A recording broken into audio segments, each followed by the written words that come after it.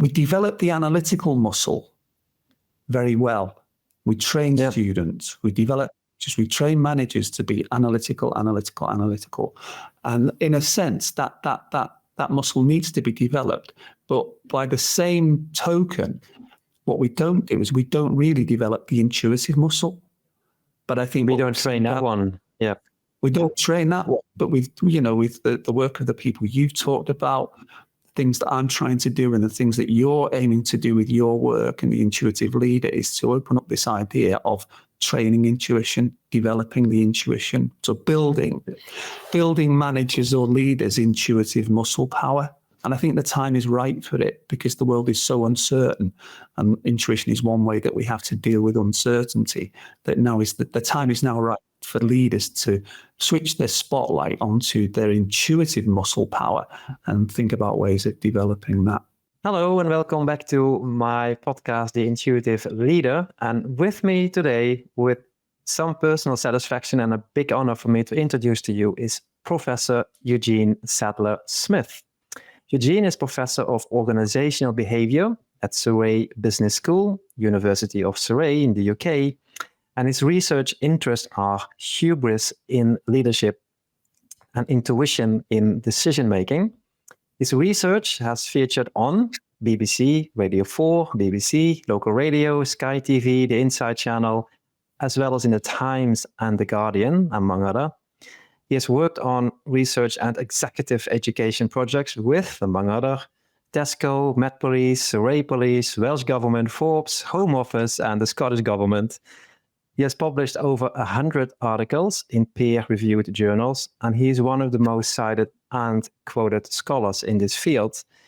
His most recently published book on intuition was Intuition in Business, published by the Oxford University in 2023.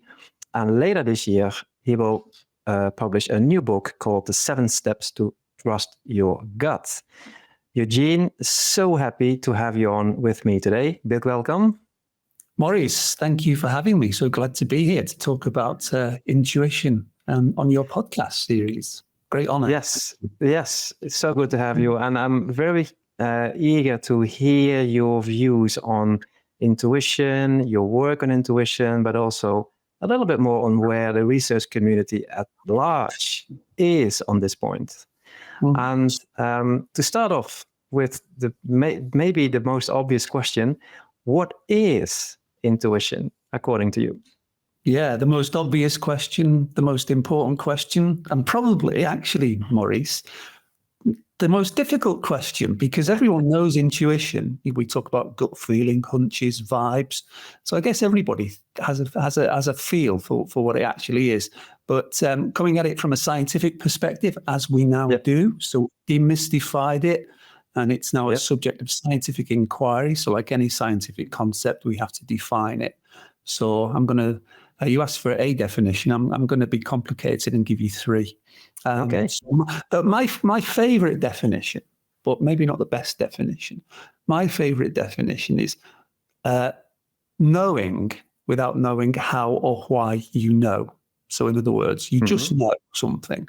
From a scientific point of view, that's not particularly useful to just say it's just knowing. But anyway, so the classic definition from the scientific literature is a definition that was produced by one of the gurus of management, Herbert Simon, Nobel Prize winner. And Herbert Simon, back in the 1980s, defined intuition, and many people use this definition now. And he defined it as analyses frozen into habit and the capacity for rapid response through recognition. In other words, things that you've done many, many times before, they become habituated, they become frozen into habit. And when you meet a similar situation, then you can perform the relevant actions quickly and appropriate and get to a fast solution to the problem, which is also... So that will be very much like experience-based. Experience-based, yeah, absolutely, Maurice. The best definition of all time, and it's this: intuitions are effectively charged judgments that arise through rapid, non-conscious and holistic associations.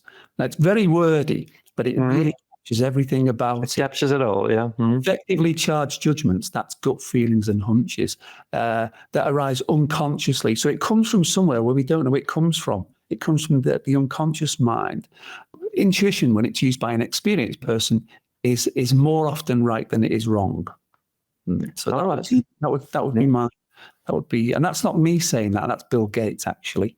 Bill Gates was asked on CNN, does he have a particular way in which he judges whether a new idea will be a good idea or not? And he said he trusted his intuition. But he also said he knows that his intuition can sometimes be wrong, but he knows based on his experience, it can be right more times than it's wrong. So he then used this idea of batting average. He said his batting average on intuition is good enough that he trusts it. Yeah. So absolutely. That was a very interesting set of answers, if you like, and interesting that it boils down to your favorite definition of knowing. In the end, it's knowing. But how did you get into doing research on intuition? How did I get into intuition? Is that a long story? It could be a long story, but I'll make it as short as possible. I used to be a manager in the energy industry before I became an academic. I became an academic in the mid-90s, but before that I worked in the energy industry, gas industry actually, as a manager. And as we know, in your job, you have your annual performance appraisal. And I remember distinctly in one of my performance appraisals, my line manager said to me, "You're very good at analysis." And I was hyper analytical. I was super analytical, super logical in those way back then. My manager said, "Yeah, you're a really good analyst." But he said, it was a he. He said, "You're not going to get very far in this business unless you start trusting your gut a bit more." Really? Yeah, interesting. That stuck with me, actually, and it still sticks with me. So way back then in my late 20s, early 30s, hyper analytical, but advised to trust my gut a bit more. Since that time, it's fascinated me about this thing. It's been a lifelong project in a way for me. Because So what's the fascinating part for you? Because the more I know about it, the less I understand it. Now, maybe I shouldn't say that in a podcast publicly, but it is. It's almost like a lifelong project because it's eternally fascinating, perennially fascinating that we've got this capability to be intuitive, and we're in the early stages of the science of intuition, of understanding it. And the more I know about it, the more fascinating it becomes. And I sometimes feel the more I know about it, the less I really understand about the fundamentals of it and what is really going on. Well, you're not the only one. I had this interesting conversation for maybe 2 years ago with a Dr. Linda Shaw in the UK. She's doing research on consciousness and subconsciousness. And we talked about this topic as well. And she said basically exactly the same thing. And it's true for me too. And I compare it to us humans discovering the universe, the cosmos. The more we discover, the more we realize that, oh my God, we know so little. Absolutely. Yeah. The more I know about it, the more I realize that we know so little about it. But still, we are making progress. I would say that let's say 50 years ago, it seems to me at least that the research community had to prove that intuition even existed. Now, because of your work, but also the works of, let's say, the late Daniel Kahneman, or the likes of Gary Klein and Gert Geer. So the whole research community, body of evidence has moved long beyond past the point of does it exist, and is really entering the realm of like where in the decision process, for example, has it its rightful place? Is it in the beginning? Is it at the end? Is it with strategy? Is it with vision? And now it seems to me that we're making even next steps forward towards other types of intuition. And I know you've been doing some research on that as well. And what do you see in research? Point you've made about Danny Kahneman's work, Gary Klein's work, Gerd Gigerenz's work, kind of legitimizing it is quite important, because if I wind the clock back 15, 20 years when I first got into this, there wasn't really that much in the literature about it. There weren't many books about it in management. In fact, the field was dominated by what I would call the magical, or the mystical view of intuition. Now, I don't denigrate that. I don't decry it. I don't dismiss it. It's just not the way that I come at this subject from. You know, but some people do come at it from that kind of sixth sense, mystical, magical perspective. But what has happened over the past 15, 20 years, but gathering in pace really, is that what Gary Klein himself, the famous decision researcher, one of the big pioneers in this area, who I admire greatly, Gary Klein talks about the muscular view of intuition rather than the magical view. And I think the idea of the muscular view of intuition is fascinating, because that, again, comes back to this idea of experience and expertise. So intuition is almost like a muscle that you can build through practice, feedback, and coaching. So I think we can train it. To elaborate on that first point, you can train it. You can train it. Like, we could use the analogy of going to the gym, and it's a muscle that we can develop. So this is this muscular view. One of the problems that I think that we've got, an issue that we've got in corporate training and in business education, so I work in a business school, is we develop the analytical muscle very well. We train students. We train managers to be analytical. And in a sense, that muscle needs to be developed. But by the same token, what we don't do is we don't really develop the intuitive muscle. But I think we don't train that one. Yeah. We don't train that one. But with the work of the people you've talked about, things that I'm trying to do and the things that you're aiming to do with your work and the intuitive leader, is to open up this idea of training intuition, developing the intuition, so building managers or leaders' intuitive muscle power. And I think the time is right for it, because the world is so uncertain, and intuition is one way that we have to deal with uncertainty. The time is now right for leaders to switch their spotlight onto their intuitive muscle power and think about ways of developing that. And is that comparable to the Intuitive Mind and the book you wrote, Intuitive Minds? Well, kind of, yeah. I mean, the book you're talking about, The Intuitive Mind, that was published way back in 2010. 2010. Thank you for the reminder. So it's a long, long time ago. So the idea of the intuitive mind, just to explain the title, it's based on a theory in psychology, and it's a thing called dual, D-U-A-L, dual process theory. And it's the idea that we've got one brain, but we've got two minds in one brain. So the reason I wrote that book way back then was to say, okay, well, in business schools and in education in general, corporate training as well, as I said earlier, we've given so much emphasis to the analytical mind. We need to redress the balance and give some attention to this thing that I call the intuitive mind. So the intuitive mind versus the analytical mind, it comes from the work of the late, great Danny Kahneman, who talked about system 1 and system 2, system 1 being intuition, system 2, in my terms, being analysis. And it really comes back to a really interesting point you made some way back in the conversation about having, I don't know if you use this word, but I'll use it, having two systems. So the two minds, there's two different systems. So system 1, intuition, system 2, analysis. And they're two systems that evolved in the human organism to complement each other, not to conflict. So a lot of psychology in the past has depicted intuition and analysis as being in conflict. Sort of enemies, disturbing each other. Yeah, enemies. But I don't think that would make sense. Why would a brain evolve to have two things that conflict? It evolved to have two things that collaborate. So I think this idea of the analytical mind, system 2, the intuitive mind, system 1, as collaborative systems, because they're good at different things. And for me, having studied this subject for like 10, 15 years, the difference between the analytical mind and the intuitive mind boils down to two simple words, actually. I think the intuitive mind is a sensing system and the analytical mind is a solving system. So don't use don't use intuition to solve because it isn't good at numbers. It's not good at probabilities. So don't use it for solving problems. The analytical mind is better at that. But doing the computing part is analytical. Absolutely. A computer is even better than the analytical.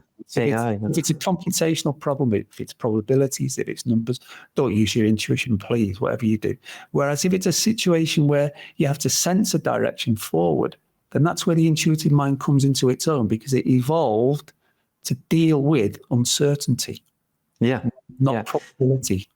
Yes, and now this is so fascinating, Eugene. So now we're really getting to sort of another core question of intuition. That is, you did mention it in one of our earlier conversations, interoceptive work. So you mentioned that the community, the research community, is moving more and more into towards or working with or studying the sense that is called interoceptive. It's a sense, it's a real sense. And would you mind, because if you're talking about the analytical mind, we are thinking, we are rational, we do the computing, 1 and 1 is 2.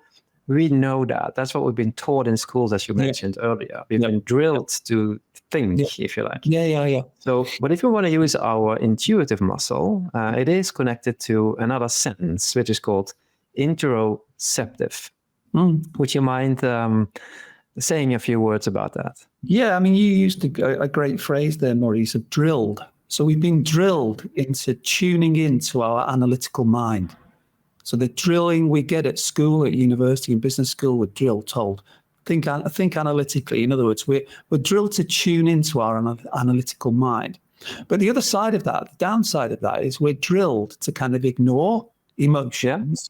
An interoception is an awareness of the inner state of your body.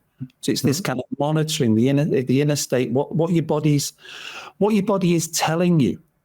Because again, to take it back to analytical mind versus intuitive mind, or analytical mind and intuitive mind.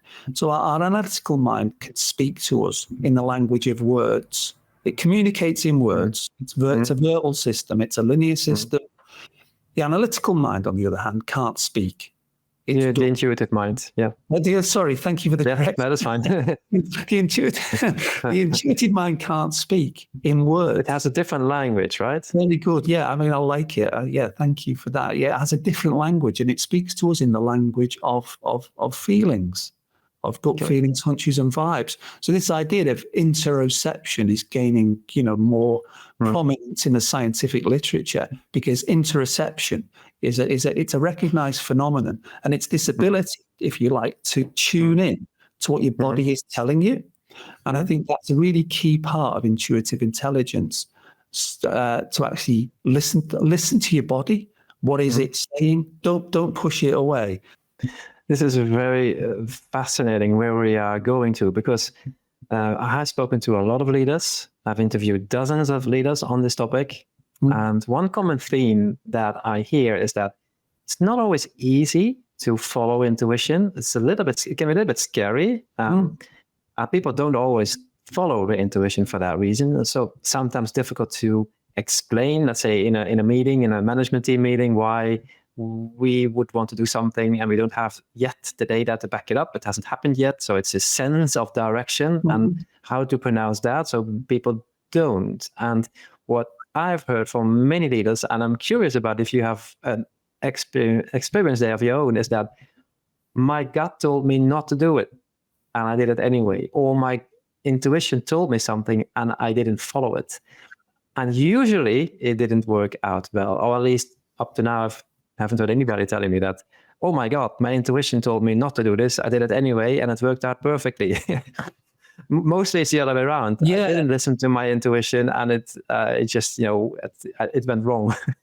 But what's your own experience there? If you have a hunch, a gut feeling, and an intuition, do you listen? And if you didn't listen, how did that work? All right. So yes, I do. Well, I have listened to it. I have listened to it more. It's not always correct, but I think what I have learned to do is I have learned how to use it intelligently. Yeah. And what do I mean by that? So if I have a good or a bad vibe about a person, a situation, an object, then I will notice it and I will listen to it, but I will not automatically trust it necessarily. Yeah. What I will sometimes do, if the time and the information permits, I will note the gut feeling, notice it, listen to what it's telling me. I will then gather as much relevant information as I can get to check my intuition against the data. The other thing that I will do is I won't, if time permits, I won't rush into it. I will sleep on it. Yeah.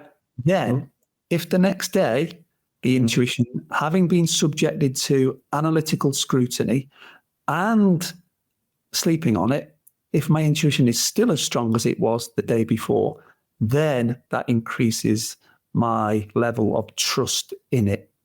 And I do that I do that quite regularly. I listen to it. I subject it to a bit of devil's advocacy, a bit of scrutiny. Yeah, good. I'll ask other people about it. I'll sleep on it. And if it's still there, if it won't go away, then I think, okay, something inside me is trying to tell me to avoid this situation or to approach this situation. But again, we have to beware that it's like analysis. It's not perfect. No. We accept that analysis sometimes gets it wrong, but for some reason we kind of expect that intuition, and it might go back to this magical view of it and paranormal, should always be right. Yeah. But it's not always right. But with enough practice and by developing intuitive intelligence, I'm convinced that you can get to a point at which your intuition is more often right, much more often right than it is wrong. Yeah.